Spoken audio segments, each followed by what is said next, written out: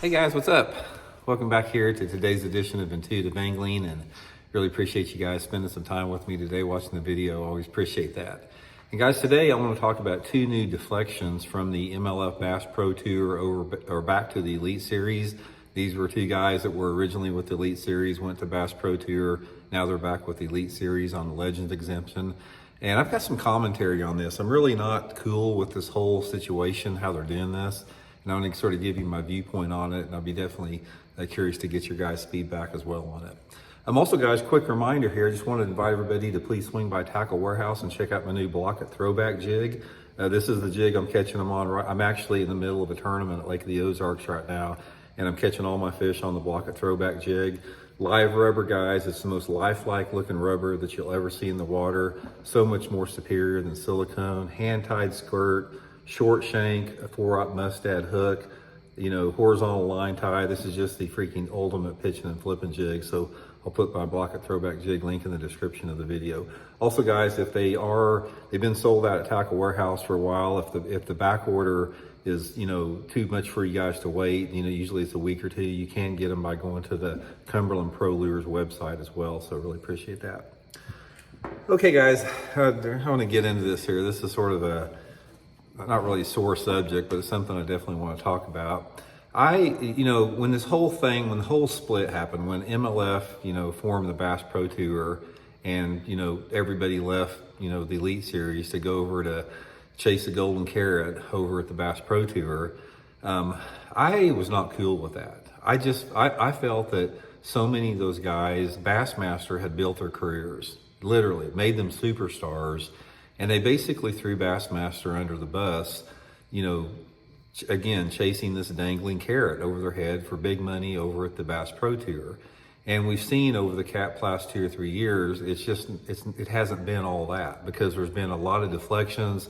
There's been, I think, 4 or 5 different Bassmaster Elite Series pros that went to the Bass Pro Tour that are now back on the Bassmaster Elite Series through Legends exemptions. And there's been guys that have quit fishing the Bass Pro Tour and trying to requalify through the opens, simply because I guess it wasn't all that it was cracked up to be.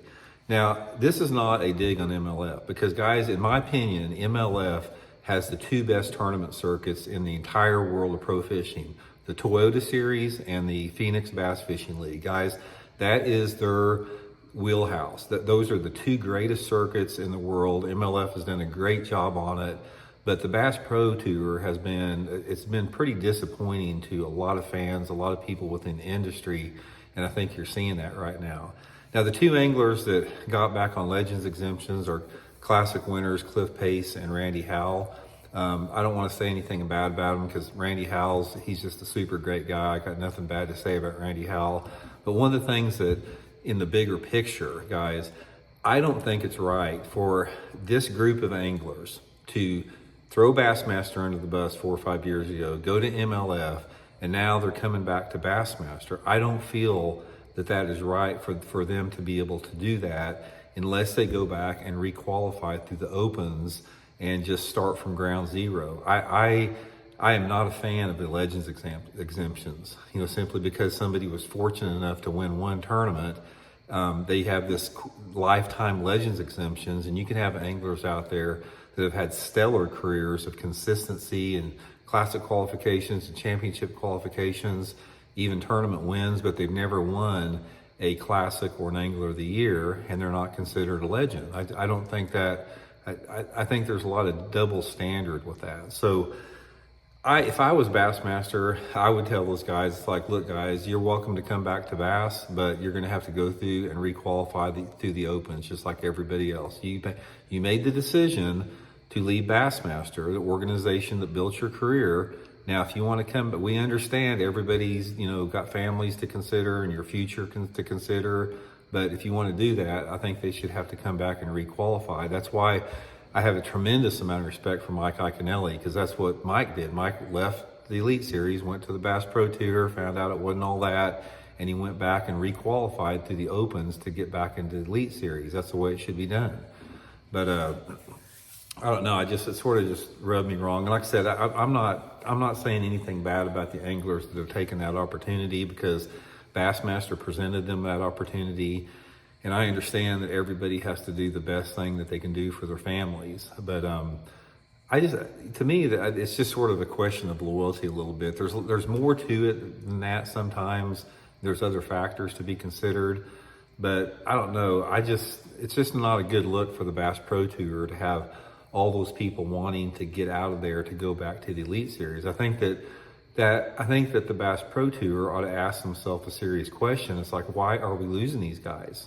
Why are we losing these marquee pros from our organization to want to go back to Bassmaster? It's not a good look for the Bass Pro Tour. So I think that they probably should address that situation on why those anglers are not happy with that. And from what I've seen, guys, when you talk about anglers that are unhappy, this is usually what it is. It's two factors.